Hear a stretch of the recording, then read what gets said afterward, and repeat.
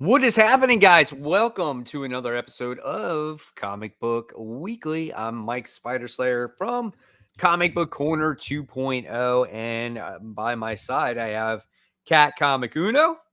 Hello. We are waiting on Brant, so hopefully he is coming shortly. Maybe he woke up late because, again, he sleeps during the day. He's opposite from us. So we know he's coming. That's what he told us. He has everything marked off. It looks like he read his books this week, right? So I I don't know. think so. So hopefully he'll be on. So yeah, I mean, there's not a big week of news, and when we get to the comic books, um, we'll see what we have to say about them. But we appreciate you guys being on.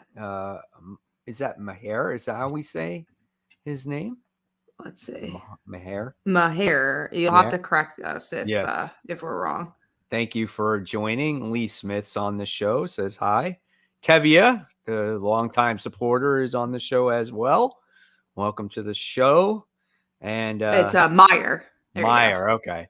That makes it easier to say, right? You remember me as Ozzy. Oh, nice. Yeah, that's cool. Welcome back. And Doss is on, says hello. Curious guys in the comments below, let us know how many comic books you read this week. Huge Black Cat fan. Aren't we all? Too. Yes, I am too. So yeah, let us know in the comments below how many comics you read this week. Was it a big week for you, or was it a small week for you? It was kind of a small week for me. I actually read I think it was 14 books or something like that. It wasn't that big of a week for me. I had 9, so it was a pretty small one for me.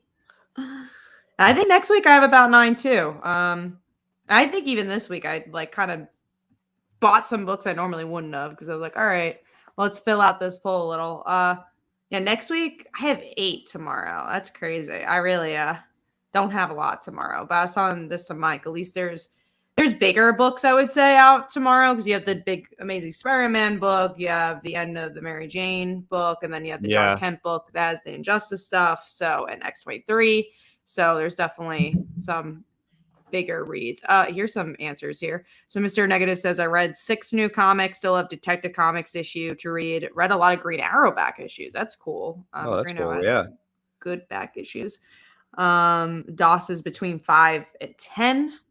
And then the Neighborhood Merc says, I can't wait for tomorrow. I have to pick up last week's comics plus tomorrow. That is very cool. And then welcome Real Rude 6. And then Tevia says we also have Flash Woman at War. I definitely am excited for that book. The reason I didn't put it as a big book is it's still the middle of the war. So it's the other books are issue 1s or the end of their stuff. Flash War still has a bit to go. So I don't know if there will be anything crazy big. I would say I have Mary Jane, Black Cat, and Amazing Spider-Man, and that's it. So luckily my pocketbook will be okay. Yeah, I mean, for me, I don't have that many new comics, but I always buy something else if I don't. So I always come out of there with something. You know what I'm saying? It's never fails. I love buying the old stuff too on top of it. I like the current modern day stories, but nothing beats the old school comic books. I love that stuff. It totally makes sense. As we wait for Brant, I'm actually going to check Facebook to see if he gave any updates or anything, but nothing yet. But as we wait for Brant, I guess we'll go through some news. First up is that Sharon Carter is becoming the new Destroyer. Only reason I want to mention this is we'll talk more about it later, but Captain America kind of touches upon this week, and I didn't even know who the Destroyer was, but I found out who he was in this comic, and I'm like, oh, he seems pretty cool. And then they kill him off, and I'm like, oh, okay, that's sad. And then that news piece came out that Sharon Carter is going to take over. I'm like, oh, that's cool, and I thought she looked interesting. So I've been enjoying. Character? I don't know either. I guess he's a Captain America character, or someone this is the longest I've read Captain America. Let me actually look him up. So Marvel Destroyer, he's this metal. I feel like I've seen him before. I'm gonna screen share it. Present. I feel like I've seen this character before. but I don't know who he is. I guess he's a Avengers character. Well, that's the character from like Thor. So yeah, remember, well, I guess. Mm-hmm. So like, remember Thor, the Thor, original Thor movie? Did you ever see that? That Destroyer? Yeah, I've seen the original one. That's why I was confused. Like when I saw that article, like the picture that they show of her is completely different from the Destroyer from Thor. So yeah, they definitely made it different. And again, I think there was a different Destroyer in this comic, and they didn't look anything like that Destroyer. Right. The other thing is Asgardian. So yeah, maybe there's a whole different Destroyer that we're missing, guys. If you could let us know in the comments if you're more. Serenity said that Destroyer. There's another Destroyer from like the 40s. So maybe okay, so that makes sense. Maybe that's it. Because yeah, there's no way that's. You showed the one that's from Thor, the Asgardian Destroyer. I wonder how they're related though, because if they have the same name, I feel like they have to. Maybe it's like the Human Torch, where there's literally just two different Human Torches. Well, he got Spider-Man and Miles Morales Spider-Man, so that is true. But at least they're why not have multiple Destroyers now too? And now Sharon Carter is that Destroyer. Some people, so Neighborhood Mark says, I'm actually not minding some later weeks after a few big weeks. I just hate when they're not like evened out. Like I hate that one, like a week ago, whatever that week was, where we got like over 20 books. I'm like, no, why can't I just have like 12 books every week instead of in a couple of weeks? In a couple of weeks, expect another 20 books, right? So yeah, it's going to be that same week. That was a lot from the other week. It doesn't seem like it's changing anytime soon. So, thanks guys for joining the show. Right now we're 25 viewers, not breaking the internet, but we appreciate you guys coming on. We'll talk about that main topic with Mary Jane shortly. That's our main topic. We want to make sure we have the most amount of audience. We'll get through the other part of the news. If you haven't yet, give this stream a thumbs up. Make sure other people know that it's out there. And so let's keep going. So the next one is that Maleficent is getting a comic by Dynamite. The only reason I wanted to chat about this is that I think it's interesting. Dynamite, who was kind of more known for their cheesecake type titles, is doing Disney titles, and I'm curious, is it doing well for them? Because they had Gargoyles, they had Darkwing Duck, I think, and now Maleficent, and they're also very like off kilter Disney characters. It's not like, oh, here's Chip and Dale and Elsa. But it's like one extreme to the other, right? It's like, hey, here's your kid comic, and then here's your like naked lady covers. You know what I'm saying? I mean, that's basically what it is. Not that there's anything wrong with that. Like, there's an audience for it. You know what I'm saying? I don't read Vampirella or Draculina, or really, I don't read that much Red Sonja. And I'm not saying they're bad titles, but just their cover art. You know what I'm saying? It's just like, hey, let me put all the Dynamite comics together, on a rack. And then so you got Darkwing Duck, and then you got Vampirella next to each other. Like it's so like across the board, right? Yeah, it's very interesting license that they've gotten here. Let's get into a piece that came out today, which was Punisher is returning to Daredevil, which I think in the long run, we're going to get most of these Defenders. I'm sure we'll get Jessica Jones. I don't know about Iron Fist, but we'll see about that one. But we already have Kingpin. I don't think this was a surprise. The only surprise is like, oh, are they going to tone down Punisher? How gruesome is he going to be? Yeah, I mean, but I think it's good. It's not a bad thing. I like seeing all these other characters come back once again, and you're getting the original actors to play them. So I think that's fun, man. And it'll be cool to see the take on the MCU. I know people will probably crap all over it because they're like, oh, nothing was better than the Netflix version and whatnot. Whatever. I mean, it is what it is at this point, but at least they still have these guys coming back, and that Marvel didn't forget about them, or this version of them, kind of, Yeah, no, but they are gonna. I'm sure they'll tone it down a little bit. I can only imagine. Or they might do like the what's going on. I don't think they're going to do this, but they could do like what's going on in Punisher now, because the gun stuff is not as prevalent, and they're doing the Hand, which is very related to Daredevil. I think it's a little too soon. If you want to see people shit, though, you do that. People will not watch that show. You will have hate all over that. All over. They hardly want to read the comics. Yeah, exactly. There's so many people that don't like that. So I don't see that actually happening. No, I don't either. All right, Tabby, I've seen you ask the TMNT trailer question a few times. We're going to answer your question for the TMNT. Just got to be patient. But yeah, TMNT trailer, Mutant Mayhem. People are being nasty as always. But what did you think about the trailer? I can't get behind it, Kat. I got no connection to TMNT, so you're all good. For me, I have known the Turtles, and I've seen every evolution of these Turtles since I was a kid. I grew up to the Mirage comics when they were black and white, and they were just downright violent, right? No holds bar. And over the years, I've seen them getting, so, I guess, dumbed down or lighted version, or more for like the younger kids. And just seeing this as a movie, I can't, it's like I can't get behind it. You know what I'm saying? It's just not for me. I'm always going to be that person that loves that black and white version.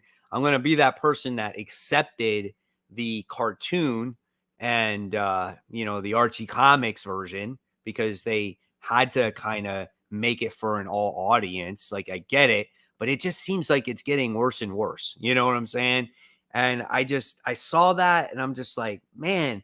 And I felt like almost in a way, it kind of tried to be Edge of Spider-Verse. Like, they tried doing something different with the animation.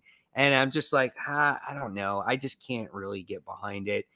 If kids get introduced to Turtles, if that's a good thing, good. I mean, but for me, I'm not getting behind it.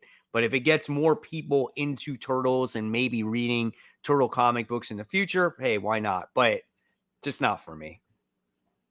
Yeah, no, totally understand. I didn't see the trailer. I don't have too much of a connection with this one, but I think it's like Teen Titans Go, those type of stuff. It's for a different audience, and that's okay. And people who scream and shout and say, "They should, not my Turtles," and like go a little too overboard. Just watch other stuff, man. It always goes back to that. There's so much other TMNT material. You can read the current comics. You can even get new material that you can read. But people definitely, I think the big thing I saw, again, I didn't even read the trailer, is that people are upset that that the character is black, April O'Neil, because there's racists out there. Wow. So that was like the big thing. It's like, I'm pretty sure the past cartoon had that, and then also I'm pretty sure someone mentioned that she was black in the comics. So it's just like, people are just people. But just don't be racist. And also, if this is not your thing, that's okay too. So Brant, we were talking about the TMNT trailer. We were saying that, people's reactions to that. Yeah, I mean, it's not our TMNT like the one we grew up with, Mike, our generation, but right. I thought it was funny, and I thought it was fitting for this generation. With stuff like that, I don't care if they remake it for a younger audience. I wish they would find some kind of balance that pleased everybody, but that's probably impossible to do. So, but I thought it was fine. I thought there were some funny moments in it.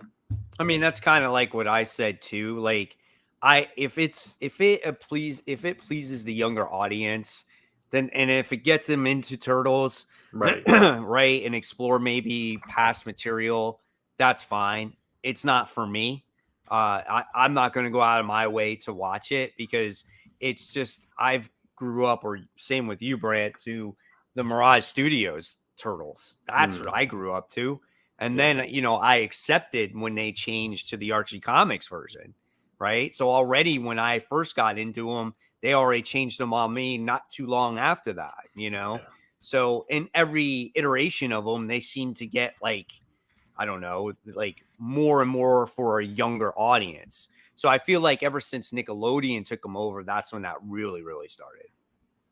Yeah, no, I agree. And every version that they've put out has been it's changed. Every single one has been different. It's they've been trying to speak to whichever generation that they're broadcasting to, which is smart. Right. Yeah, for sure. So the stuff we've talked about, Brant, we talked about the Punisher returning for Daredevil, Sharon Carter becoming the new Destroyer, and the Maleficent comics by Dynamite coming out. So if you have any thoughts on that. Okay. I missed the Punisher thing. I didn't even see that on the thing. That was new news from today. Oh, okay. Is that for the show? Yeah, the new show. Oh, okay. Okay. I have no thoughts on that. I never watched Punisher. And what was the other thing? Maleficent comic, and then Sharon Carter, becoming new Destroyer. Yeah, I don't have anything to add for either one of those. Cool. So now we're all caught up. You wanted to talk about Bendis's autobiography comic, which I did think was interesting. Yeah, that's the only thing I wanted to mention was, when you've done it all in comics, what do? Write about yourself. Why not? And he's talking about the Spider-Man musical, Turn Off the Dark, and like how he was involved with that, which I have seen the musical. I was one of the lucky few who has seen the Spider-Man musical. So that's what Bendis is up to now. The other thing we're gonna say, Brent. I just said interesting pivot for him. Very interesting, but I like the cartooning for it, and I think it's only a Substack book too, so that's interesting. Yeah. No, definitely interesting. Go ahead. Next up, we have the new Guardians of the Galaxy creative team. So it's actually the same creative team that's been writing Captain America. Yeah. And I want to see who the artist is, if they have it down. Kev Walker. I'm not familiar with them. Oh, actually, he's worked with the writers on Cap America, they said. Yeah. I watched the trailer in the article to kind of see, like, get the gist of it, and it was kind of cool to see that team that they have. And then it's the whole thing is with Groot. Obviously, something's obviously going on with Groot right now. So yeah, I guess that's what the whole story is about. But I'll check it out and see how it goes. It's a more realistic art style, Cat. So we'll see if you like it or not. Yeah. Let me see. I don't even think I actually looked at the art. So I'm gonna give it a shot though, because I like these writers a lot. We'll talk about Cap America a little bit, but I think they converted me to Captain America, which I don't usually read. I'm trying to say, where the hell is the? I guess I'm seeing like the teaser. Walker. Yeah, I just looked up some of his art. His cover art is more realistic than his interior, so maybe it's I don't know. The interiors look kind of in between, so it might be all right for you. Yeah. But I've been really enjoying Captain America. I actually didn't feel like this latest issue was the strongest, but overall, the entire series, it's kind of turned me into one too, and I've never been a huge Captain America fan either. So, yeah, I'm looking forward to see what they do on that book. So we're all going to try out issue 1. It seems like. Yeah, absolutely. Why not? Well, I mean, we haven't had Guardians in a while, so it's like, why not try it?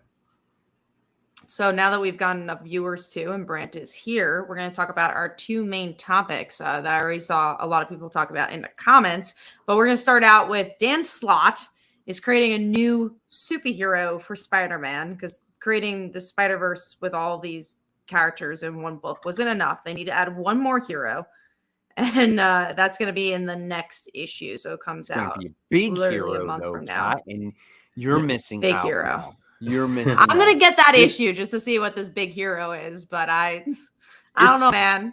It's interesting the way he framed it though on Twitter. Like Dan Slott was talking about, for every generation, there's been that entrance hero for people like Darkhawk, Miles Morales, etc. And he thinks that this character could be that for some people. And I mean, that's pretty big shoes to fill when you put it in those terms, because like Darkhawk was one of mine, right?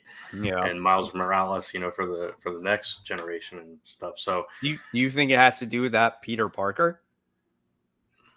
The one from that's like Gwen's sidekick. I mean, Silk's sidekick. Yeah. I mean, it's possible. I I guess. mean, and the funny thing is like, so Kat, you find out in this issue, like I said, I don't know if you're going to read it, but you find out in this issue that Spider-Man or Peter Parker did not get erased when he got stabbed. His spider persona went away, but he still stays in the 616, if that makes any sense to you. So the whole Silk being the spider hero and Peter being the sidekick, that's actually the main universe. And they didn't make that clear in the last issue, but this issue, that's what happened. So they kind of just erased his whole spider being. And this is But hardly, he doesn't this remember is not even being connected. Spider-Man. Yeah. This is not connected to anything that's going on in No. Spider-Man. It's like it happened in the peripheral somewhere. Yeah. Okay. So it's very interesting how they did it. You know what I'm saying? And then Moreland is kind of behind what is going on. Because it sounds like a lot. Well, remember that dagger? Yeah. That dagger that from the original Spider-Verse. No, from like the first issue or second issue where they stabbed Jessica Drew and she went somewhere else. Yeah. Unraveled and all that. Okay. Yeah. Unraveled, and same that happened with Peter. Well, this dagger wound up stabbing Moreland, right? And I guess when you stabbed him, he released this crazy light or whatever it was. And that's what's causing this whole thing to unravel. Like everything. It's when they stabbed him, it was like releasing all the spiders that he had consumed, and we found out that, right. Yeah. Yeah, we found out that he was actually a totem as well. That the inheritors weren't what they said they were. They're actually the leech totem. So that's why they leached off the spider powers. Yeah. So yeah, so maybe that's why this is also how we're getting another spider or another character, because they're releasing all these souls. But it isn't as convoluted as everything else, because when I'm hearing this, I'm like, he must have had an exposition dump in this issue to explain all this. No, it wasn't actually. It actually horrible. Was just a cliffhanger. Yeah. Okay. Yeah, it wasn't horrible. It just, you saw on that last page how all the spider souls were coming out of everything that he consumed. So it's very easy to introduce like another character, because this could be a spider that he consumed that you never even knew of before. Yeah. You know, if it's a spider character, we don't even know that yet. Right. Yeah. So I don't know.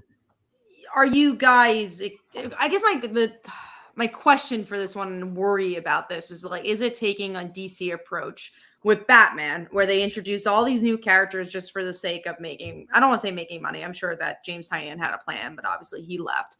They introduced all these characters and people got hyped. It's like, oh, this is going to be the new Harley Quinn. This is going to be the new Joker. Like, I feel like we're in this abundance of comics where Marvel wants to make the best new character, and DC too. Like every new annual, there's Monkey Prince, there's another new character, and it's like just because they want people to think it's going to be a big issue one or a big appearance because the spec collectors are going to get it.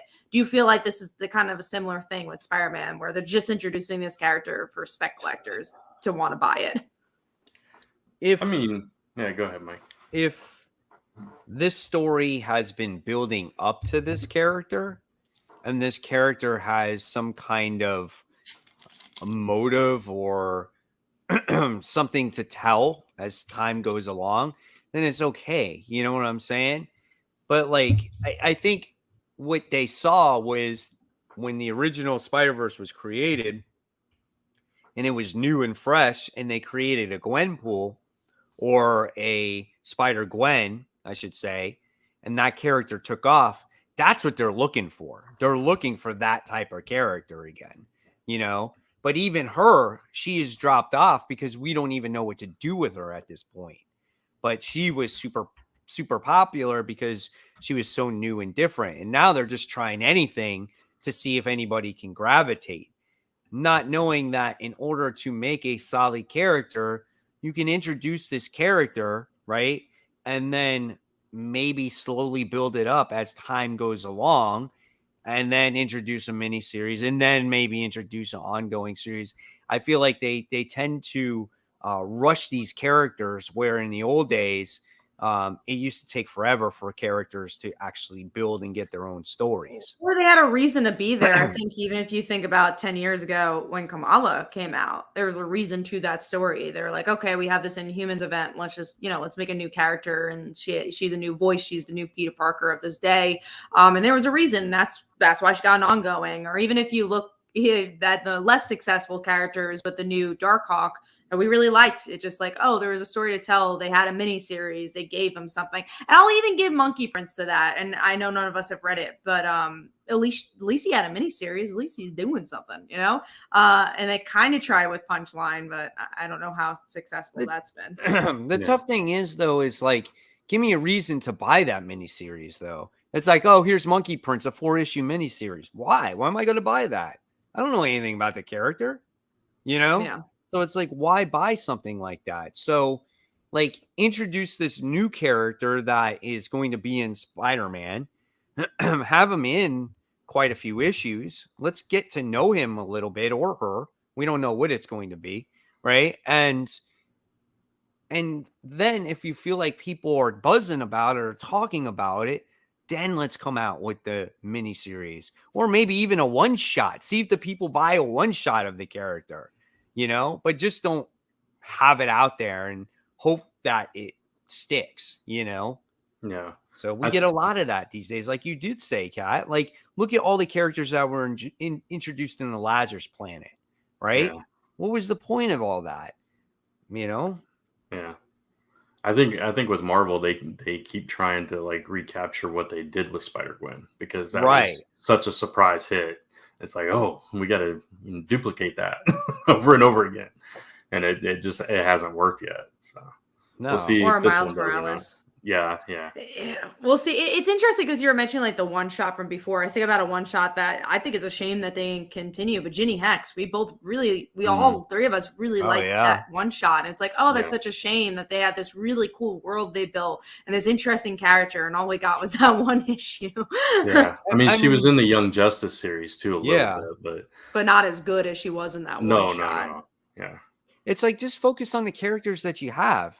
You introduced a ton of characters, just over a decade ago. Wasn't there a dancer one too? There was just like a musical spider person that they had all these one shots that you had 10 pages for. The princess. She's still there. She's part of the Wasp team now. Yeah. But it's just like why not build up all these characters that you just created. Build on those, Yeah. Like even Sam Alexander Nova. Like, where the heck does that guy been? Or even Viv Vision. She's such a popular character that people like, and they're like, she'll be in one issue of Scarlet Witch. They are doing like a digital thing with her. Actually, I think Federico worked on a little bit of it. But it's when they do those digital things. I literally to this day could not find that Spider-Girl comic. I was trying to search on the app. I was like, how do I even find what the description of this book is? I know. The only reason I know about the Viv thing is because I see his Instagram posts and stuff. I'm like, oh, he's doing something with Viv. I've never seen this before, but yeah. So I don't good one here. Remember this? I'm glad that he's not here. And who created that guy? Mm-hmm. I think if Dan Slott, I know in jokes he always say, I did it for, maybe it's not a joke, but he always says at Comic-Cons, I did it for a reason. He was supposed to be a jerk. He was supposed to be bad. That was the point. But I think, again, obviously I don't know, but I think like he thought it was going to be a good character, and then he's like, oh man, no one likes this character. Let me spin it that, there was a reason not to like the character. I think if he looks back, he knows that's not a story he should go back to. That guy was a jerk, man. Oh my God. I remember we were like, we couldn't believe it. I think that was like the beginning of like the worst Spider-Man comics we've ever read. For sure. That's when I started questioning a lot of things. And then, things just Rick-Rap. I know we actually have some lovers of Rick-Rap in the comments, but Rick-Rap is not a good horrible, example. But they can use, if he was done the right way, he could actually be a good character. Right, but will we ever see him again? No, I don't think so. I think he was just a jokey character. Stupid. Then why even introduce him? He'll show up again as a joke. What happened? He'll show up in Mary Jane and Black Cat. And then he'll be good. Then he'll be like the best character ever introduced. I have a perfect example of a character that you introduce and you give it time to build and then you make a story of it. All right, tell us. Jeff the Land Shark. Oh, yeah. Honestly, that is a great example. And now we have this one shot that I'm so excited for. And it's written by the person who created him. And I'm like, oh, Kelly Thompson and Jeff, give me more. Yeah. It's like he was introduced in West Coast Avengers. He was one of the best things about that book. He was hilarious. He was in multiple issues. He went into Deadpool. Deadpool took him over, right? So he has been in multiple series. He showed up in cameos. And it's like, and he was in was he in Marvel Unlimited too, right? He was in that. Yeah, they did, yeah. And so now he gets his own comic. So that is kind of like what I was talking about. That's how you kind of build a character and an audience for it, right? So even though it's a most basic character, that's the way that you do it.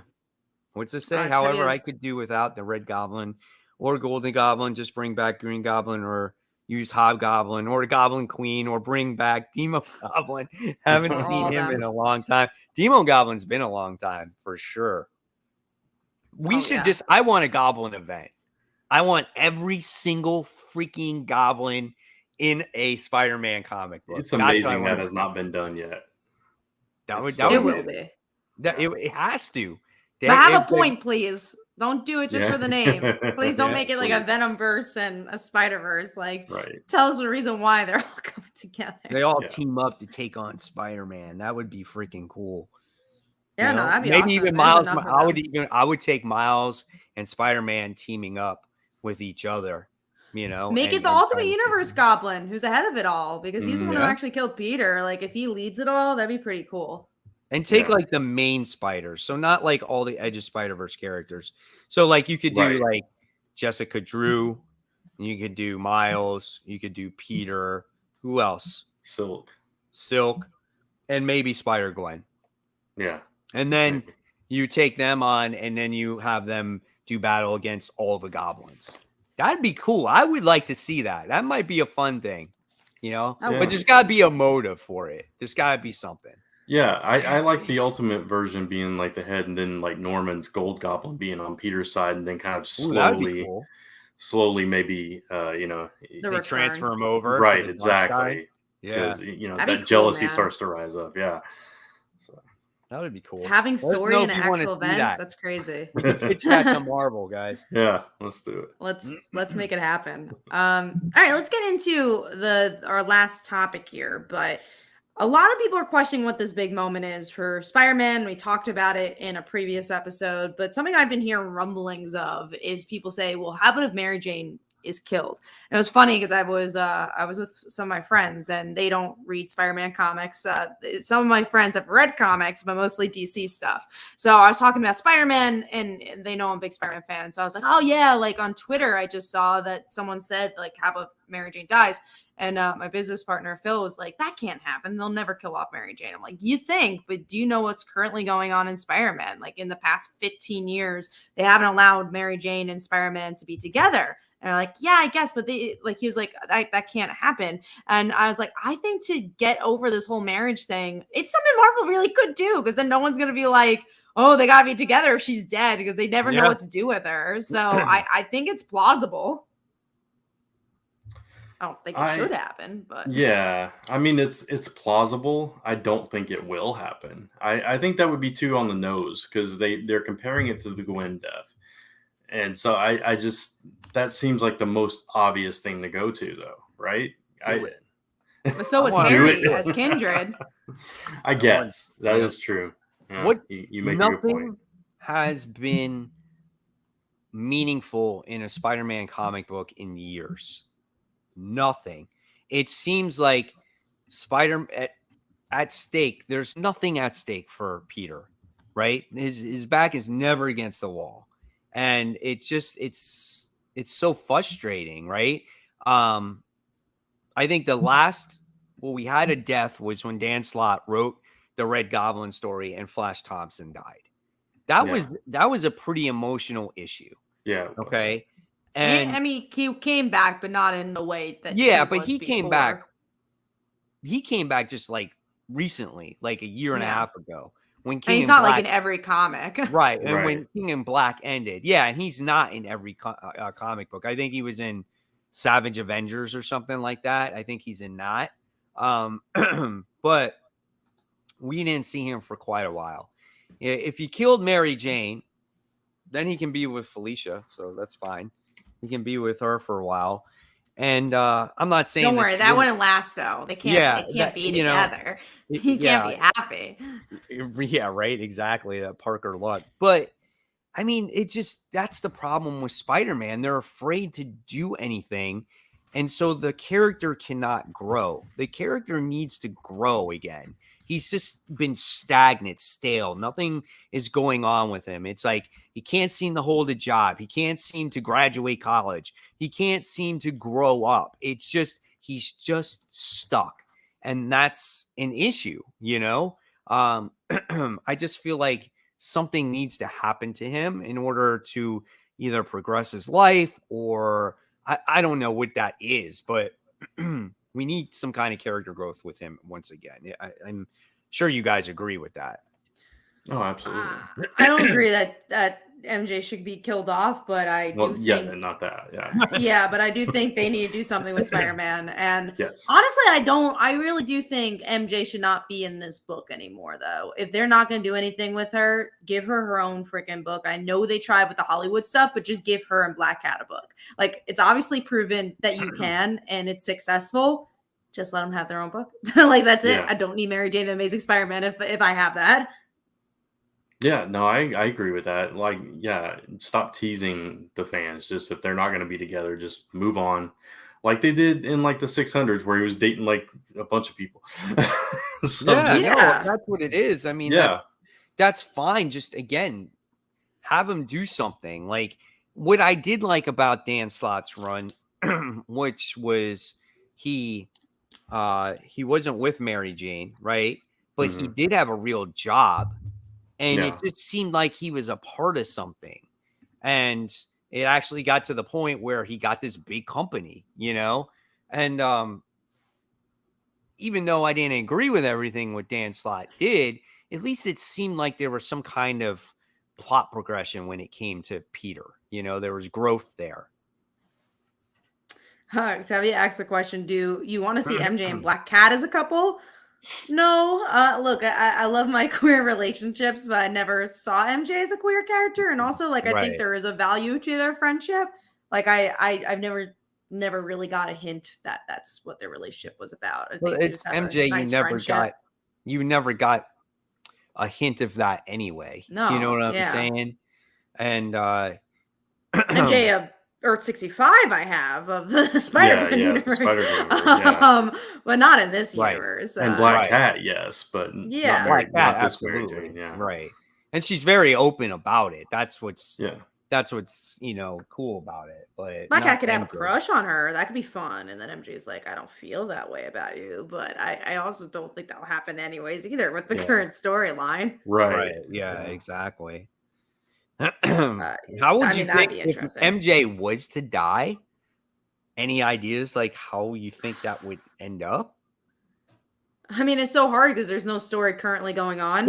So it's like, oh, this character could do it, but I can't even tell you what the story. Who is the main character of this book anymore?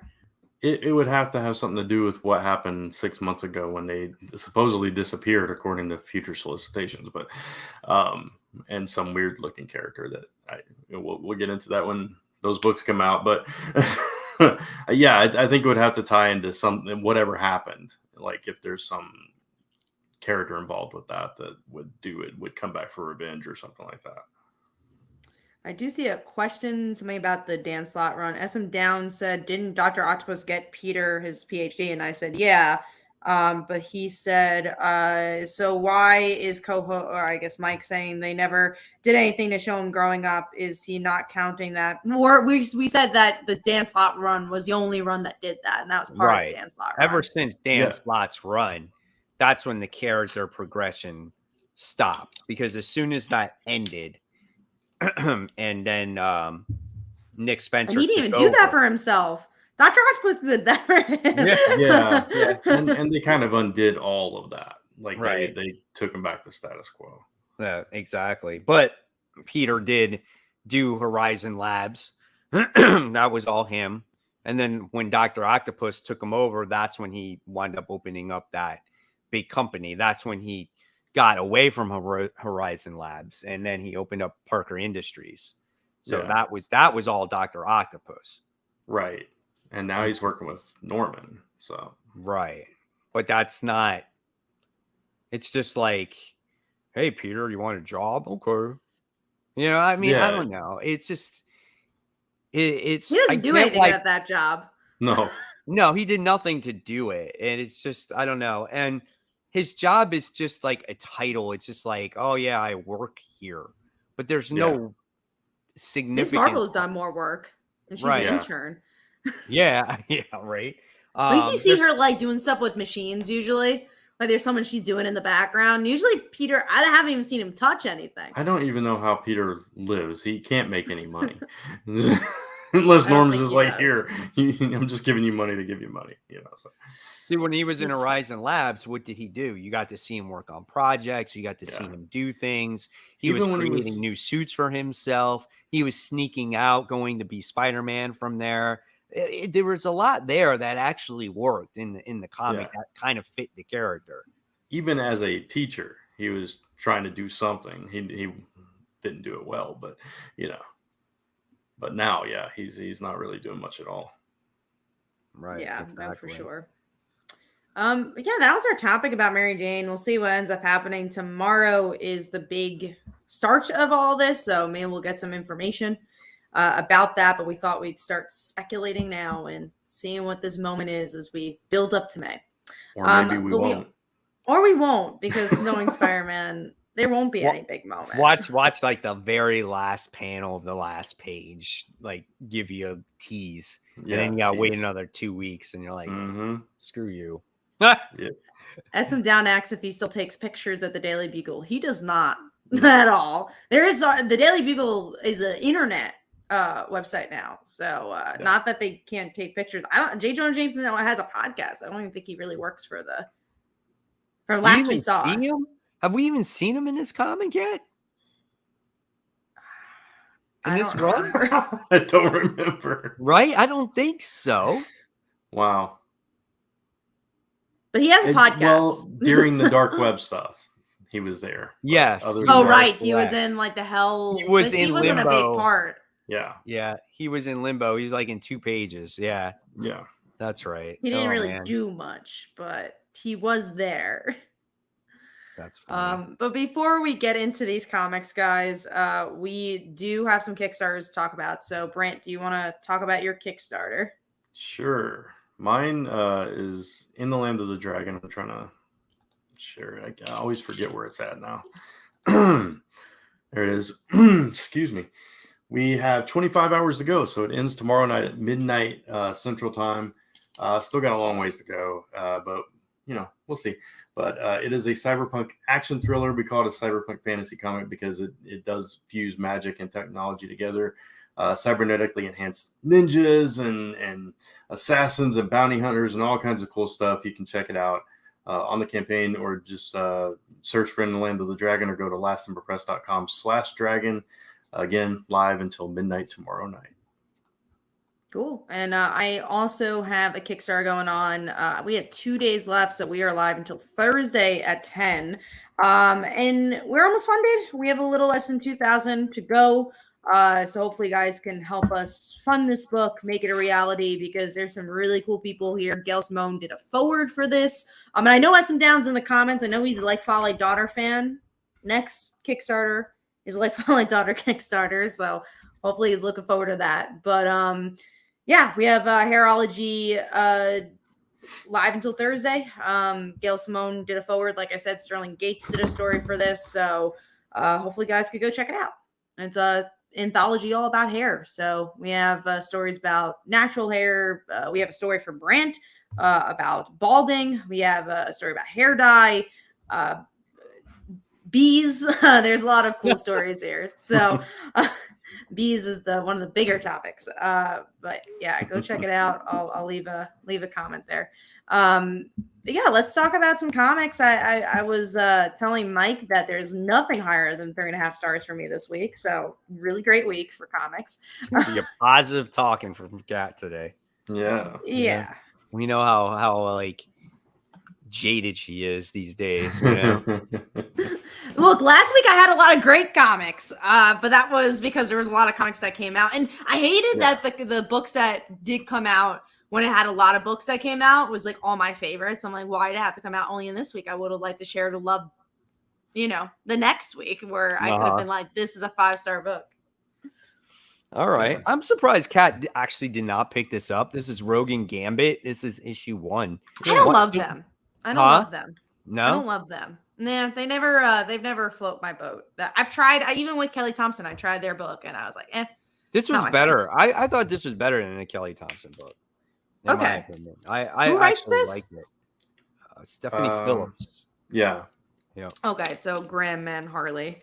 So and the art from Exterminators, which I don't think it was quite as strong as Exterminators art, but it was still nice. It still looked good. I liked it. Yeah, I thought it was pretty good. But I liked this story. I thought it was kind of a cool mission, like how Rogue Gambit was recruited by Destiny to go after this teleporter. Forgotten Manifold.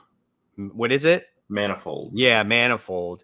Because there's something in the future, we don't know what that is yet, that they have to acquire him because they're going to need him to teleport for whatever reason, right? And just the journey along the way was kind of cool.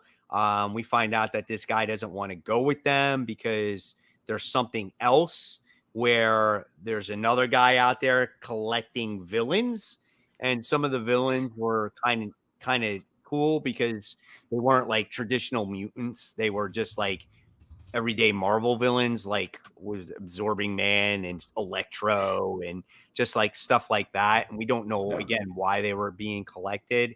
And then at the end of the issue, we wind up seeing Manifold get captured or give up or whatever it is.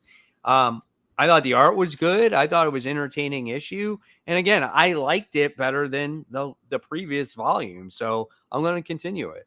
Yeah, I thought it was a stronger story as well. And you know, the way we got introduced to the characters in this, like they were supposed to meet at a restaurant and she finds Gambit eventually fighting some thugs in an alleyway just out of nowhere. And, you know, it's just that kind of comical thing that they have. And then, of course, getting pulled into the whole plot and the kind of relationship that Destiny has with Gambit, when she basically hates the guy.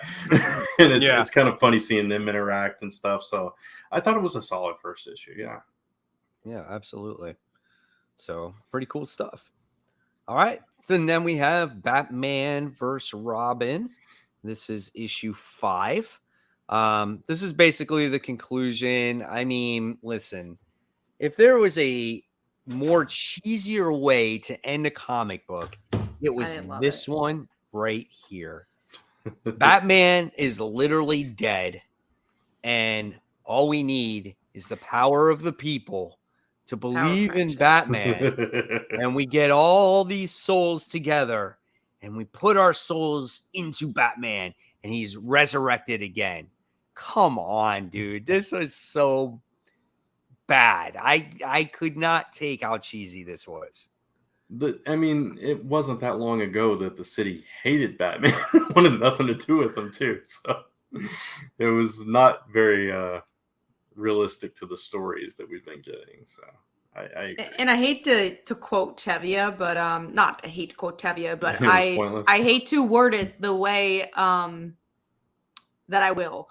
But what was the point of this story? Because I look like as a writer, I would hate saying that. So there's always a point to every story, and I don't want to say like, oh, there was no point, but I'm really struggling to find the point of this story. I think for Batman and Robin specifically, it was to bring them back together. I think that's the only point that matters. Didn't they kind of do that in Robin? he didn't he like go off on his own though, so he wasn't like with his mom or his dad. He was kind of doing his own thing, and but he was kind of on Batman's side though. I remember it being like, we're chill. But they were kind of even together though at the end of the last issue before the Lazarus thing actually happened. That's true. When they picked them up from the volcano as it was erupting, right. like it was, you felt like they were already working together to try to solve whatever that was going on. And then this issue was more of like a recap of everything that already happened. Like they re-explained everything that happened in this issue. And it was just one fight, and that was it. So, like you said, I think this was just a reinsurance of letting you know that they have made up with each other. You know, they put aside their differences, and this is it. They're father and son once again. They're besties. It was also a big advertisement for Monkey Prince. Yeah, like, go buy this book. Go buy Monkey Prince. Yeah, and I didn't. It's weird because I think Mark Waid's writing it. It doesn't seem like the same writer who's writing World's Finest. I just think they because obviously this was the epilogue to the Lazarus Planet, and I felt like it really didn't need to happen. So the one good thing I'd say, it was cool seeing Damien's version of the Batmobile back in there. I did like that. I like that little nod to that run. Yeah. Well, that's done. So let's move on. Phantom Road, issue 1, Image Comics book. I like this book. It just was so quick. What this did was this reminded me of Stranger Things in a way. Because it reminded me of Mad Max. Did it? I mean, yeah, because of it was very ambiance driven. They like touch this thing and it brings them to another place, but they're in the same place. So it's like the upside down. True. And then they come across people that have no faces and stuff like that. And so are these people in our Earth, or are, who are all these things, but it gives you very little. There's so much mystery behind all this. You're just left with your head scratched and you're kind of like, man, what's going to happen next? But I did like the little bit of story that we got with the driver on what it's like to be a trucker and to kind of be away from your family and then be accused of cheating or not being able to spend time with your son. Like, I like that element of it, even though there was just very little bit of it. Was that him? I thought that was like a flashback of like his father. No, that was him. That was him. It was him as he's driving, thinking about what most. I thought he was thinking about his past because let me look. At first, they did like a close up of the kid. Yeah, at first I thought that's what it was too, but when they got actually into it, it looked so much like him. I just figured it was him. He was. I think he was reflecting on what was going on, and what happened was that's what caused the accident, because he was literally just daydreaming of what was going on, and then that's when he wrecked into the other person. And Mr. Negative says, I don't think it really specified, which is on purpose. Which, is the cool part of this book. I thought it was interesting. It definitely gave me enough for issue 2. Like, I like good open-ended books. So I'm like, oh, yeah, I want to see what happens next. Like, it just gave enough. The visuals. It kind of felt more like a film than anything. So I felt like I was, like, watching something because the visuals really played a bigger part than the dialogue here. And obviously, comics are usually very 50-50, but it was such visual storytelling where it's like, it's just not very obvious. Things are not spelled out. And I like that. Very, it was like watching an opening scene to a movie. Yeah, for sure. That's basically what it was for me. I did wish there was a little bit more though. Like I was reading it and I'm like, oh man, that's it. I was a little bit disappointed by that. It was fine. The art style is not my favorite. It's just not my style of art, and the story was okay. I don't know if it's going to be something that keeps me though. So understandable. See how it goes.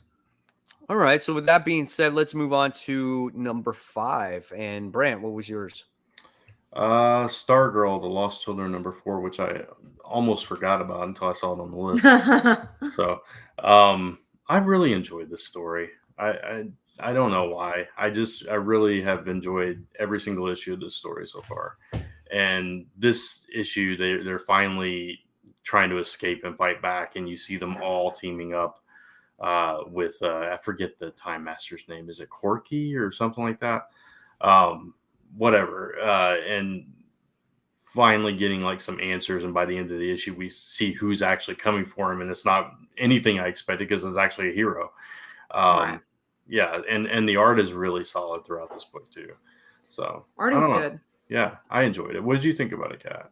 Didn't love you don't this like issue. it? I like this book, but I like the first 2 issues more because it's like Stargirl and Red Arrow teaming up, and I'm like, oh, that's a lot of fun. And then you go to this island, and it's definitely very legacy heavy. It's very much like, oh, these lost heroes from different times, and they focused a lot on the lost heroes here. And Stargirl very much plays second fiddle, and I'm like, oh, I thought this was the Stargirl book. Like I'm not as interested in these heroes.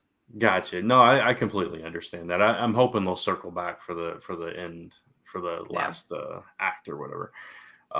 But yeah, no, I agree. Those first couple issues with those 2 were really strong as well. But I'm just enjoying this book. So cool. Hey, there's nothing wrong with that. Yeah.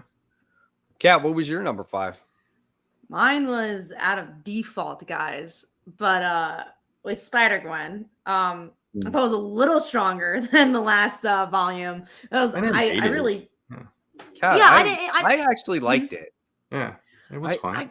I didn't love the art, but I liked the clone aspect. I was like, oh, that's a little different. That's cool. I don't think this is gonna like grow Gwen's character by any means, which annoys me. But I'm like, oh, the clones are interesting. It's just a very predictable comic, though, right? Yeah. Like you knew the scientist was going to get revenge on Gwen because of the death of her husband. Right. Obviously, she's the one that spliced the 2 together from the Sinister Six, as she has the DNA, with Gwen as she has her DNA. And then they're going after revenge. And it looks like every single issue you're going to get a member of a Sinister Six, and Gwen Stacy clone to do battle against her. So it's you can tell it's very predictable comic book. Yeah. And it has to be Sinister Six again. Always. And again, I don't think predictable means bad, but we've gotten so much Spider-Gwen predictability and just there to be there, and that kind of annoys me. But you want a twist, right? Yeah. Yeah. I mean, you need foreshadowing, right? And you need to telegraph a little bit so you can, tell your readers where you're going. But sometimes it's just like it's banging you over the head with it. And it's like, that's what I felt like reading this. It's like, oh, I know exactly where this is going to end up. But I mean, it was fine though. I still enjoyed the read. I thought it was fun. It's better than the last volume. At least there was a little bit clear-cut story. I agree. I agree. Well. I just did not like all these different hero versions of Gwen, and the way it was written was it's too confusing. There was no off point. Right. This just was, at least it wasn't like, I don't know, it wasn't overwhelming dialogue and it was just a mishmash of characters all over the place. This just seems a little bit more, yes, it's predictable, but a little bit more simplistic. But it's still a point to where, someone can enjoy this story. Especially if you have not read a bunch of Spider-Gwen stories in the past and of the Sinister Six or whatnot, you could pick this up and be like, oh, this is kind of cool, So that's what I was going to say. I think if you've never read a Spider-Gwen book and you don't know, like, where that character is gone, this is a really good introduction, which honestly is great. Like, for readers who, want to watch that movie, and I'm sure the trade will be out by then. This is really good because they explain Mary Jane and their conflict. They explain the dad, and then there's a story to tell. There's like some conflict, and I'm like, all right, like it's a pretty straightforward story. I don't think it's as good as stuff we've gone from the past with Spider-Gwen. I don't think it's very deep, but it's fine. It's I don't think it's written for us. Is the best. No, way to say exactly. It's doing for someone else. It's doing the job it was supposed to do. Yeah. Exactly. I agree. All right. My number 5 is a book we already talked about, and that was that was Rogue and Gambit, this issue 1. So I enjoyed it. I love the artist in that book. It's just like again, when it came to Exterminators, I love the art. Yeah. I love how bright and vibrant the coloring is in that book too. And then just when you have that solid art, that really tells the story for me, you know? So, all right, let's move on. We're going to talk about Action Comics Volume 2, issue 1052. Kat already dipped out on it, so I don't need the Superman anthology. So I am one story removed where I don't even look at it, and that's the Power Girl and Supergirl story. They need to just drop that one from the book. It's they good need to otherwise. get rid of that. Yeah. Yep. That's crazy. The Metallo story is interesting. I do like that. And the John story is interesting too. I'm not a huge fan of the art of that story, but I kind of get what they're going with on that because it is supposed to be a bit of a darker story and like Doomsday characters in there, right, and whatnot. But I really do like the Metallo story. I think it's a solid story there. Yeah, and the Metallo part is very strong, and I like that it's we found out in this issue it's not Lex Luthor controlling them at all, which I thought was really interesting. I didn't see that coming. And like he has nothing to do with it at all. But I also really liked the focus on the Superman family here as they're just like sitting around and talking and stuff like that. I thought there were some really nice quiet moments in it with all of those characters together, and we didn't always get to see them interact like that. So I appreciate that. So I thought this was actually the strongest issue of the relaunch so far.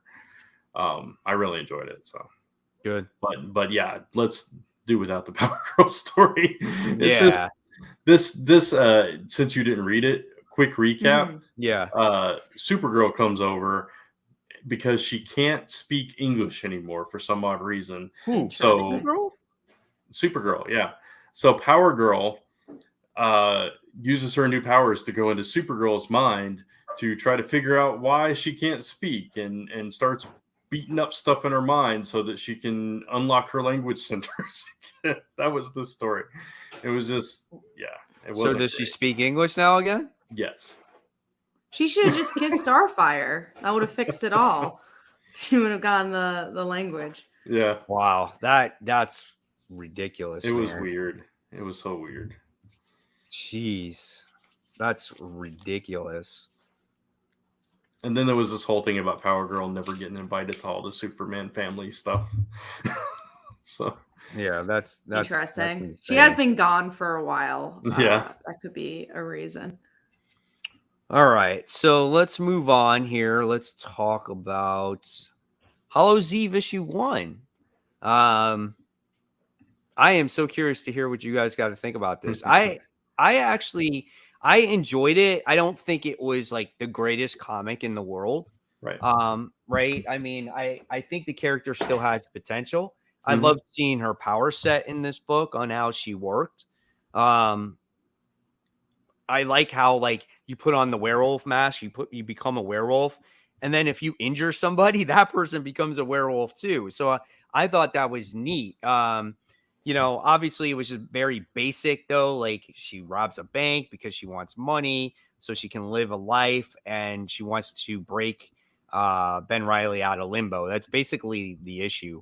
You know, it wasn't really in-depth plot, but I do like how we're learning a little bit more of, I guess, Janine and her dealing with this set of powers.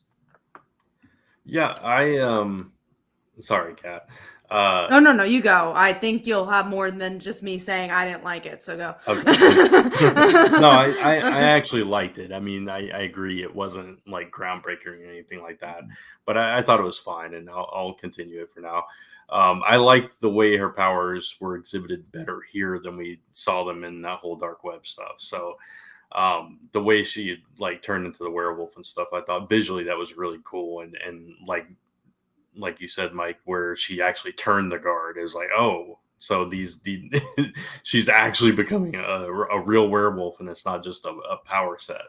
So I thought that was interesting, and you know, also, you know, weaving in the stuff from Beyond into that, I thought made sense too. So and curious to see where that goes. But yeah, I agree. I forgot to even mention that because it gives the story a little bit more depth. Yeah, to see that they're kind of continuing the Beyond storyline, or at least the Maxine Danger character, you know, because she was introduced in Beyond, and we're kind of like, okay, well, are we ever going to see her again? And that makes it where we are going to see her again. Yeah. And she's kind of going undercover, trying to figure out what's going on and who this character is. And she's going to, you know, once she figures out that it's Janine, she's going to flip out, you know? Yeah. So interesting stuff, man. I don't think it wasn't bad. It definitely has potential. So we'll see where it goes.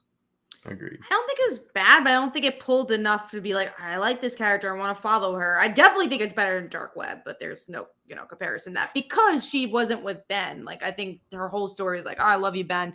And I'm not saying that's a problem, but I don't think she had much of a character, at least here. She's like an individual. Her whole motive, though, is to try to break Ben out. That's the whole thing.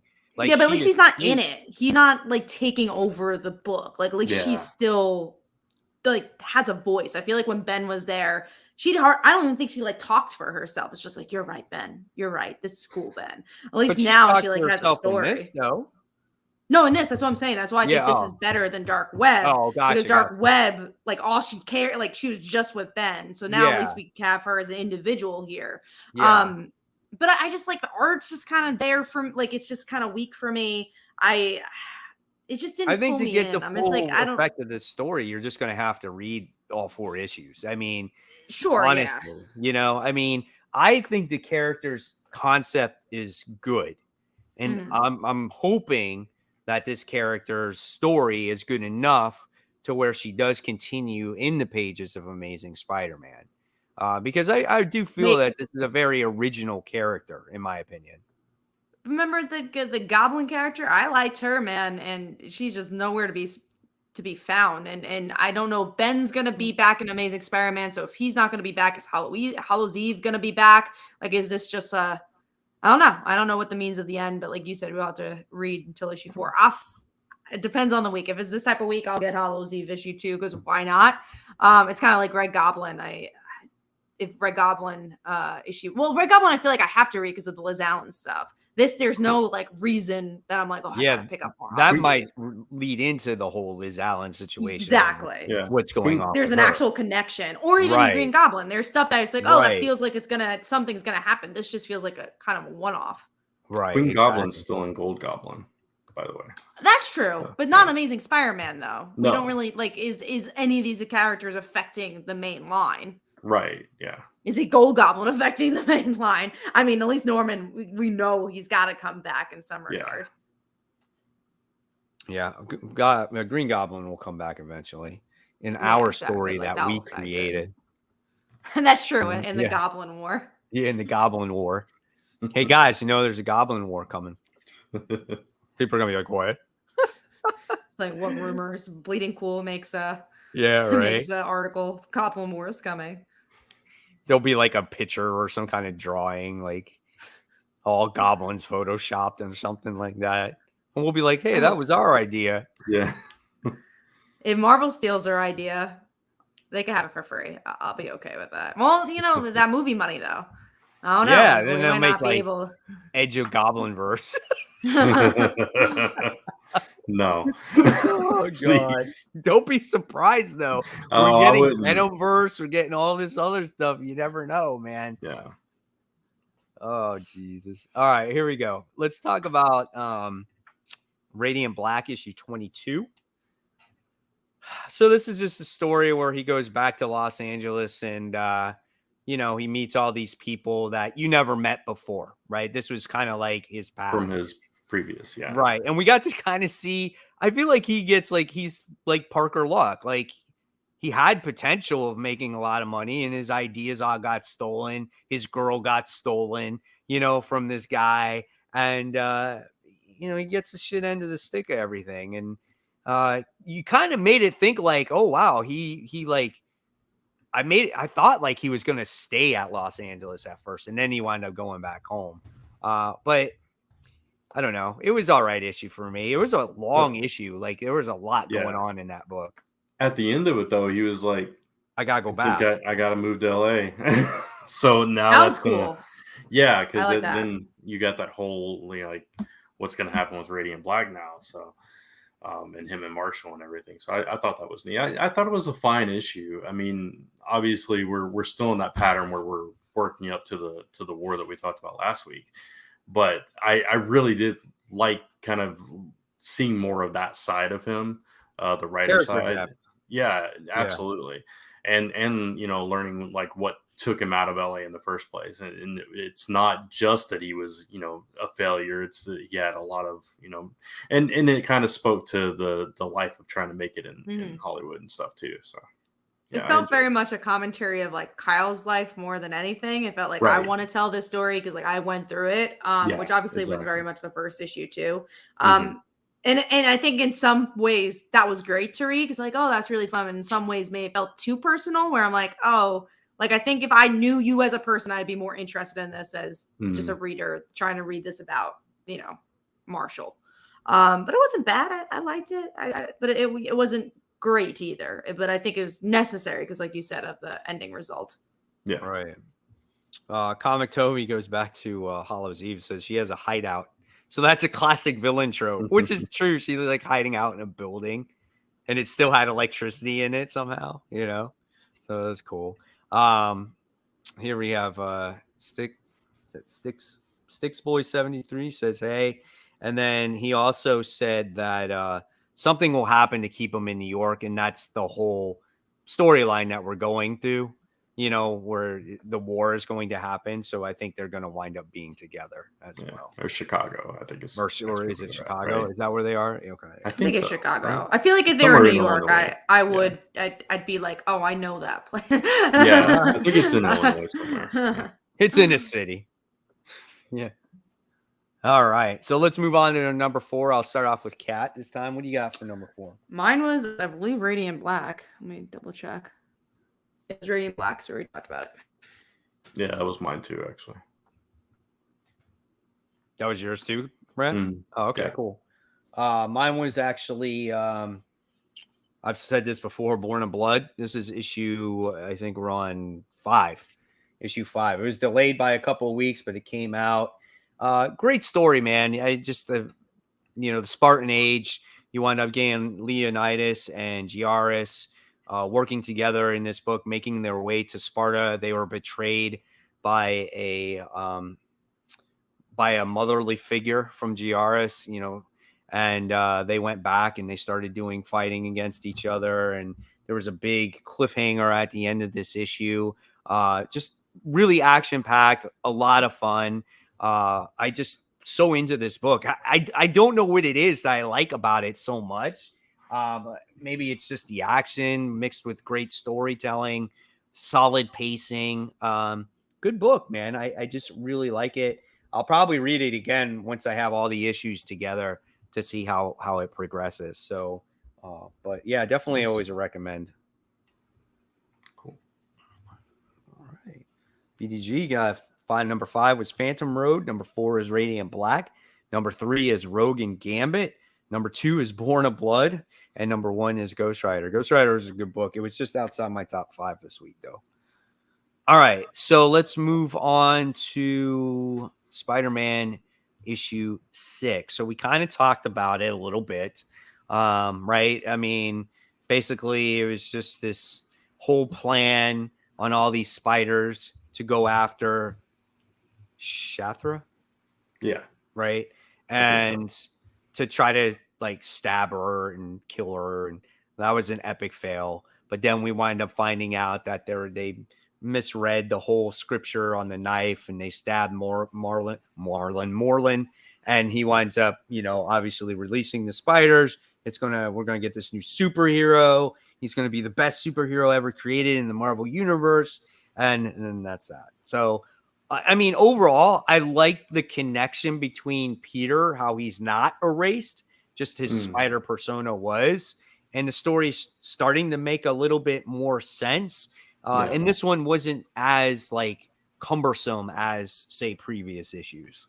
Yeah, no, I agree with that. But had we not gotten last issue, I don't even think I would have read this one.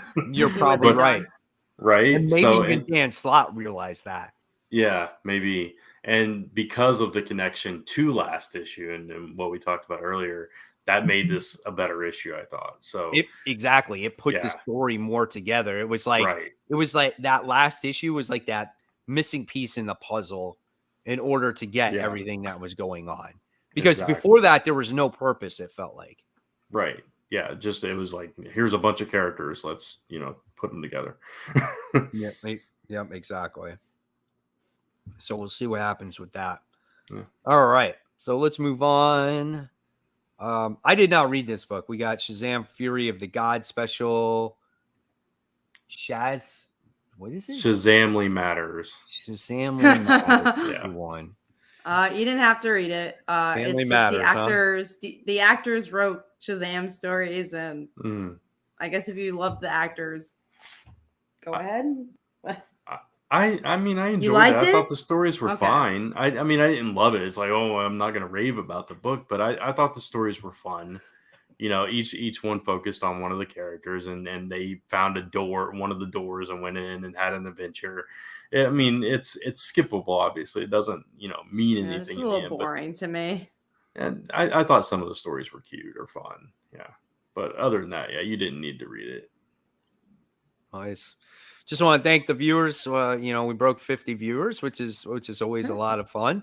Hopefully you guys are enjoying the comic talk here. We try to get to as many comments as we can. We at least try to highlight them in the bottom as well.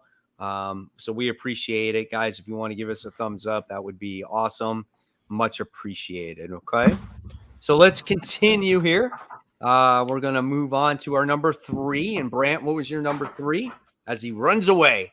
Kat, what was your number 3? All right. My number 3 was Phantom Road. We already talked about it. Okay. It was funny. You got up, you put your headphones down, and I'm like, Brent, what was your number 3? Sorry. I was trying to be like that, but I guess it didn't get in screen. Sorry about that. What's your number 3? Mine is Action Comics. I was going to say, let me find it. I was just going to answer that. I have those 2 as well. So yeah, I just got those in the mail the other day. So and I think the Goofy one comes out tomorrow. That's the Infinity Gauntlet one, right? The Goofy one, it's the Hulk. Oh, is that the Hulk one? Okay. Yeah. The Infinity Gauntlet one, I think, is after that then. Gotcha. Yeah. Let's see. What are we at? Is it I got a question for me here. Are you still playing Snap, Mike? Absolutely. I play Marvel Snap every day.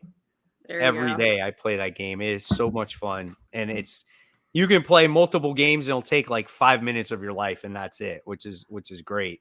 And they just kicked off Days of Future Past in this newest season. So it's cool. You can like unlock a Nimrod card, and you can there's a Krakoa location, and you can unlock Kitty Pryde, which Kat would like. And there's a lot of cool, the app. variant cards in there too. I do have the app. You probably can't see it, but it's like right there. Yeah, it's too bright. I believe you. I love that game, man. So much fun. All right. So let's see. Where are we at now? My 3? No, my number 3, right? Your number 3. My number 3 was actually Hunt, Kill, and Repeat. That's an interesting book. Great. Yeah. I really love this book. I like the story of how the gods actually have come down to Earth, New York, right? And they made that like their Olympus, and Artemis is the one that kind of, strays away from them and falls in love with Immortal, and she winds up being pregnant, and they kill her husband. Because she's done very bad. You're not supposed to do that, and she was in a coma for 10 years, and now she wakes up and she's going to try to get revenge on them. Very interesting story, and the artwork was absolutely gorgeous. This book is done by Mad Cave, so in case you guys are looking for something different, I definitely recommend this book. I thought it was a lot of fun. No, I liked it. I thought the art was good. I thought like you said, there were some good twists and turns, like when the son's actually alive and the husband dies, like you mentioned. So I liked it. I think there's times where it could have been a little tighter. I think it did not be as long as it was. And It was and pretty honestly, long, there wasn't yeah. even a ton of dialogue. It's just like story wise, like, oh, you could have cut that out. You probably could have cut that out. I thought it was a solid book. Gave me enough for issue 2 for sure. Yeah, it actually surprised me. I forgot about it, and I went and found it on globalcomics.com. Is that what it's called? Yeah, Uh, I was gonna go on Comixology. It was like, oh, let me buy it. And because I forgot about it too when I went to the store because I didn't have it on my pull list. So I was like, oh, yeah, I'll get it when I went to the store, and I like kind of forgot about it. I was like, right. oh, I forgot to ask about that book. Let me just download it. And it wasn't on Comixology, so I had to go on like Comic Book Drive or whatever and Yeah. download it. Yeah, I saw on their website they had a link to the Global Comics one, so I checked that out. I had never visited that. I've heard about it, but I hadn't visited that Yeah. site. But yeah, they give you like so many pages, and then you got to purchase the rest of them. Interesting format. But yeah, I read it. I enjoyed it. I thought the art was really solid. I thought the storytelling, yeah, I agree. It could have been a little bit tighter, but I really enjoyed the narrative of it. And Mhm. I like this Artemis character, and I like that she's the one that, kind of defied the gods. And it's going to be interesting because she's the hunter. And so now she's basically hunting her family down, Right. which is, it's going to be interesting to see how that plays out. But yeah, it was a really solid first issue. And as a letterer, I really like the lettering. It's Russ Wooten that lettered it, who did some Invincible. So really solid there as well. Cool. Awesome. All right. So that means we continue going forward here. We talked about Stargirl. We just talked about Hunt, Kill, Repeat. So we dive into number 2. And Brant, what was your number 2? Mine actually was Hunt, Kill, Repeat. Oh, cool. All right. Awesome. And what about you, Kat? Mine was Captain America. I thought they did a interesting route to go into like MODOK's mind, and you got to see like the different twisted versions of their realities of like Captain America, and then you learned about Destroyer, and then you learn about him, and then he ends up dying, and now we know Carter's gonna take over. I thought it was cool, and I like the art. I just thought it, for something I don't normally know much about Captain America, I thought they told a pretty solid story. I think what I didn't like about it is I don't love MODOK. So Yeah, understandable. yeah, the whole MODOK thing takes me out of it, and I'm ready to move past that part. But yeah, otherwise, Which I think we're done now. I Yeah, think yeah, after yeah. this issue. I didn't like last issue because of MODOK, but for some Right. reason this one kind of sold me over with the internal fight.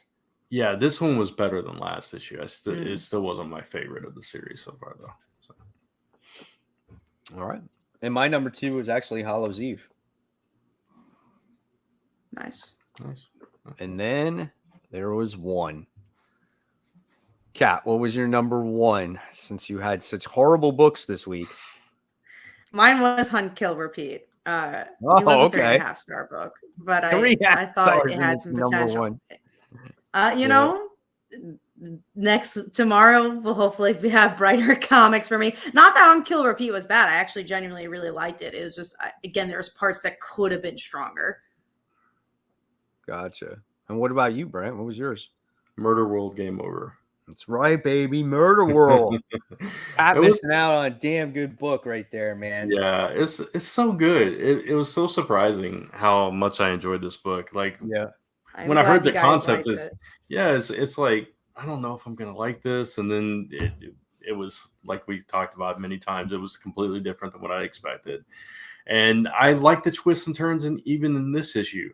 Because at the end of last issue, we saw Black Widow come in. And at the beginning of this one, we realized that's not actually Black Widow. It's another freaking LMD.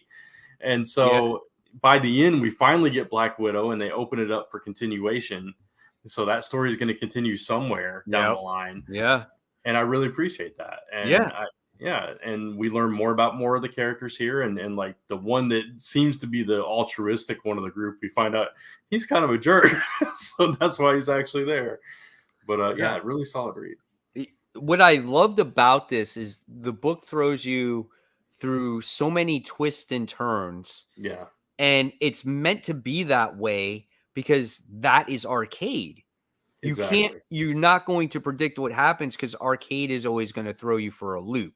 And that was what was so good about it. And like the whole time I thought that was actually Black Widow and it wasn't even her. Right. And I'm like, oh my God. And then when you think like the dude is going to listen to the AIM, or it was, AIM agent, right? Yeah. Or Hydra agent. Yeah. He literally goes and he kills her. Like, oh my God, dude. I was like, whoa, they went there with that? I'm like, that is insane. And then you find out just like you said, how horrible of a person that he is. So selfish and greedy. And then his family was watching the whole thing. Oh, and he didn't even that like killed me. I was like, oh my God. Oh, and he's like, but he was cheating on her throughout the whole miniseries. Too. I know. It's so bad. Oh my God. None of these people are redeemable. But it was usually that turns me off of a story, but here it made perfect sense, Oh, absolutely. And then like you said, at the end, it leaves it open to continue. And I'm like, that was great. I see this is a book that I loved because nobody was talking about it. It's like under the radar type of story. And the only thing that it did not have going for it is that it was all considered #1 issues. Yeah. Maybe that was part of the twist as well, where you were like expecting a #1, right? Maybe that's kind of dumb. I wish they would have kept it as a complete series, but I hope they release this in trade so people can read this as a trade. It was awesome. So really well done. I wound up getting this cover, the video game one. Oh, nice. That's cool. Yeah. I think I've seen that one around. But definitely, I think by far this was my favorite book of the week. It just so good. Yeah. So it's really good. I wouldn't be surprised if this might be one of my favorite Marvel series or miniseries of the year, because it was really that surprising and that good. Yeah, I agree. So, all right. So that's the comic. So, Brant, we're gonna pass it to you now. Yeah. So, interesting thing with the most anticipated this week. So, just to give you guys a kind of behind the scenes here, we list them, and then we sometimes we'll try to or at least I think Kat and I try to mix it up a little bit. Mike just puts whatever he wants, which is fine. But you know how I do it? I'll tell you how I do it. I put what my most anticipated is. I take it off of my video that I post from the week before. Gotcha. So you don't know what we end up picking. Right, exactly. So I'll see Kat's usually the first one to put them. So I'll see Kat's and I'll be like, well, I'll mix it up a little bit. So I'll put something different. This week in particular, I was going to pick the same exact books that Kat had picked. So I was like, oh, I'll put some different stuff. And then when I went back and saw Mike's, I was like, well, he picked the same books too. So I'm just going to change it back. So we only have So we're really excited for these books. Yeah. So I can say generally, these are probably literally the 3 biggest books coming out this week. Absolutely. Yeah. And so the order that we put them in is very similar, just one little change with Kat, so we won't even bother with the list. No, so we're all very excited for issue 21 of Amazing Spider-Man. Yeah, exactly. So let's talk about these. So let's talk about X-23 Deadly Regenesis #1. That's one. Go ahead, Kat. We haven't had X-23 in a long time. And she was in the Exterminators, great in that. Yeah. Erica Schultz, who wrote Hallows Eve, is writing it. And I love Erica. She's written some great stuff. She's done some good Kickstarter stuff as well. So yeah, it's I'm just excited for it. And also looks like classic X-23 is going to be the look of it all. I hope it's not too connected to Krakoa, but it doesn't seem like it's going to be. So I'm very excited for that. This takes place during X-Men years. Oh, that's even better. Yeah. If I remember correctly, when reading the solicitation for it, it's like X-Men X-Force times. So when she was part of X-Force and stuff like that. So that's, if I remember correctly, that's where it was. Let's see. I try not to read the solicit. I think that's why I was like, it doesn't give away any of the story. It's just, It's just that's what I remember when I was doing my video, I think last week. Yeah, set during X-23's days as a member of the X-Men and X-Force. So it's that time. So that's cool. That's cool. That's Yeah, cool. absolutely. It was funny because I made it a thing. Did you guys know, like, obviously we know there's 2 Lauras now, right? Yeah. But she got a name change, like, and I don't know which one is. So one of them is named Talon, and I don't know which one. Like, Really? they codenamed her as Talon, and I did don't know not. if it's. I think it's the older version. I could be completely wrong about that, but I read an article on it. I don't remember where I read the article. I did not catch that anywhere. Yeah, it was like, because it was mentioned in X-Men, the last issue of X-Men. So I think the last issue of X-Men was issue 19. Was it 19? Okay, and that was the older Laura that was in that one. Yeah, I'm looking at it now. I think it's the old Laura is Talon. Okay. Interesting. I knew because of the whole Vault thing, right? That was why there's 2 of them. Yeah. Okay. So, yeah, that's crazy. That is crazy. Comic Toby says, I don't like looking at comics that aren't out yet when I go to the store, and I can't find anything because it's not out yet because I have seen the video on YouTube, So. Gotcha. All right. So that is that one. We're excited for that one. Then we've got what we talked about earlier, and we a little bit was Mary Jane and Black Cat issue number 4 coming out tomorrow. I just hope it sticks the landing, but right. Is this the end?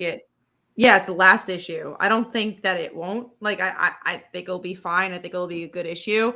I'm just curious how it ends. Like, because it was supposed to be attached to Dark Web. Does this actually help us understand what's going on with Mary Jane and Black Cat? Right. I'm curious. I'm very excited for it. Yeah, like, do they have that talk, right? And kind of. I want to know her power set, dude. Yeah, like I want to know how she got that bracelet. Right. Or I don't know if we'll find that out to the main universe. Yeah. Will we find that out here or in Amazing? Yeah. All I can say is that I know Jed MacKay is going to be busy with Avengers now. I hope that he continues to write Black Cat in general. Me too. Maybe Jed MacKay is only going to be on on Avengers for temporary. Maybe it won't be a long run. I don't know. Who knows? And then maybe they'll say, you know what, Jed? And I always said this before, and this is just me.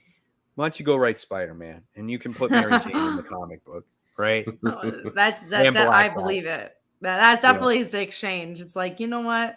Dan Slott couldn't have Mary Jane and Peter together, but you, Jed, you can do it. Yeah. Actually, I don't think it's the end. I think there's one more. Oh, really? Oh, really? Yeah, I just saw it on Previews World. It says 405. There you go. Mary Jane and Black Cat, issue 5. Yeah, damn. That's crazy. Nice. So there we I'm go. happy about that. I got one more issue. That's cool. Yeah. Nice. Awesome. I thought it was the end too. So yeah, it's very nice. Usually, like, miniseries are 4 issues. It's 4 or 6, not 5, right? Not 5, exactly. That's weird. Especially when it's tied to an event that's already ended. Yeah. Yeah. But no, that's cool. But you notice, though, like, if you see the titles, the covers, it doesn't say Dark Web on there anymore. It just says Mary Jane and Black Cat. Up. Yeah. Now it's just this adventure in limbo that has nothing to do with anything, which it always was anyway. So I'm fine with that. But yeah, so our last book then is Amazing Spider-Man number 21. Will we actually find out the secret? Hopefully. Maybe not. It better at least better be something in this. Yeah.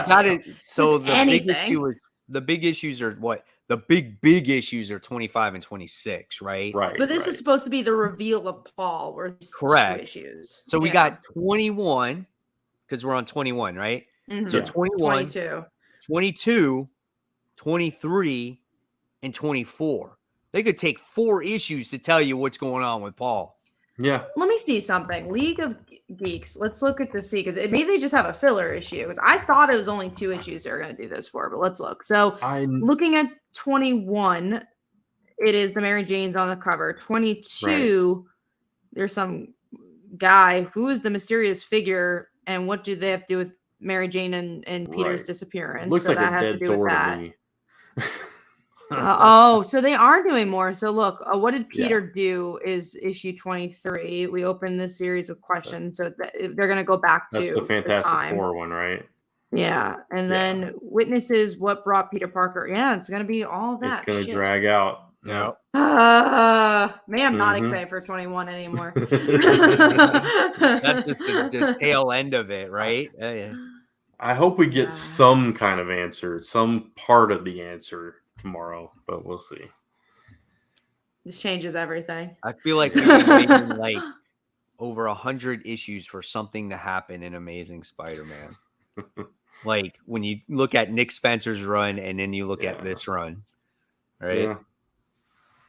That sucks. So, yeah, but that's. I have a feeling the end of this issue is just going to be the guy that I forgot who mentioned it looked like. Well, let's just mention the guy. Like a dead Thor. I think that's just going to be this issue. They're just going to like show him in this issue. And this is we're all back now to John Romita artwork.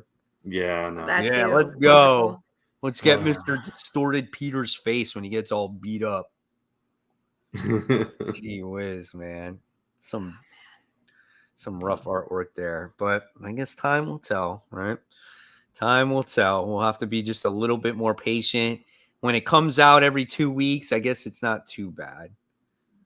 So Marvel usually does a 5-issue miniseries and 8-issue main events, while DC does 4 and 6 miniseries and 8 and 16 maxi series. I've never seen 16 for X-23 is going to be 5 issues.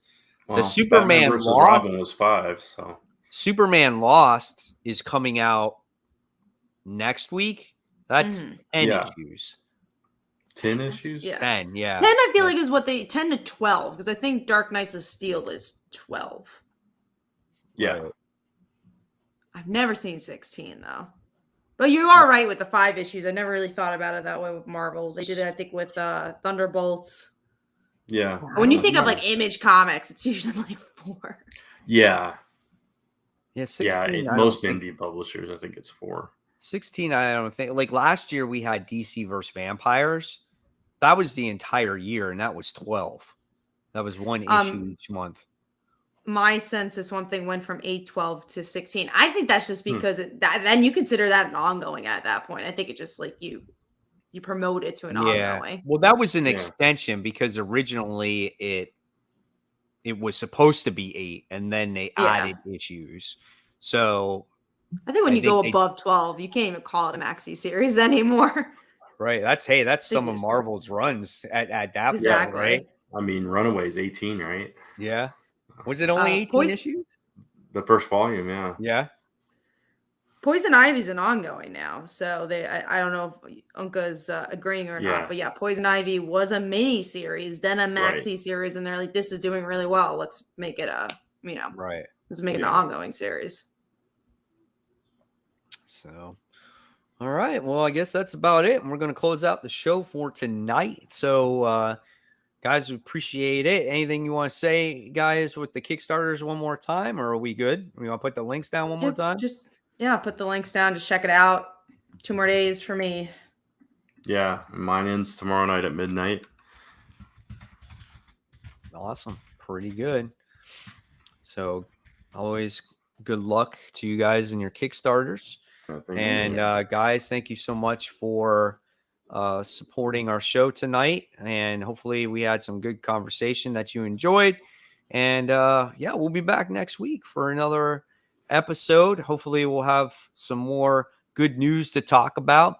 So until then, make sure you subscribe to the channels, Comic Book Corner 2.0, Comic Book Weekly, and of course don't forget to hit the bell so you don't miss any notifications.